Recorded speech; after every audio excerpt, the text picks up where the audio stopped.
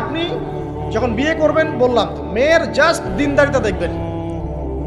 হ্যাঁ, এর উপর যদি সৌন্দর্য থাকে আলহামদুলিল্লাহ, বংশ ভালো হয় আলহামদুলিল্লাহ, মেয়ের অর্থ সম্পদ আছে আলহামদুলিল্লাহ। যদি এগুলোর কোনোটাও না থাকে, দিনদারিতা থাকে, জাস্ট ওটাকে দেখেন, আর কিছু দেখার দরকার নেই, কিছু দেখার দরকার নেই। এরপরে আরেকটা কথা বলতে ভুলে গেছি যে আপনি এই লেভেলে যাওয়ার আগে নিজেও পবিত্র থাকার চেষ্টা করেন। আপনি নিজে জেনায় যায় না, নিজে পর্নে যায় না, নিজে হারাম অ্যাফেয়ার্সে যায় না। যদি আপনি যান, তাহলে আল্লাহ পাক কিন্তু আপনাকে পবিত্র স্ত্রী নাও দিতে পারেন। এটাই আল্লাহ পাকের নীতি, যে একজন পবিত্র মানুষ পায়। ঠিক আছে, যে যেমন আল্লাহ পাক তাকে তেমন মিলিয়ে দেন, এটা আল্লাহ পাকের একটা সুন্নাহ। এর ব্যতিক্রম হতে পারে, কিন্তু আপনি যদি পবিত্র না থাকেন, আপনি পবিত্র স্ত্রী নাও পেতে পারেন। তা আপনি আগে নিজে পবিত্র থাকেন, তারপরে আপনি এখন মেয়ে দেখেন। আলহামদুলিল্লাহ, বললাম দিনদারিতা প্রাধান্য দেন। এখানে হাদিস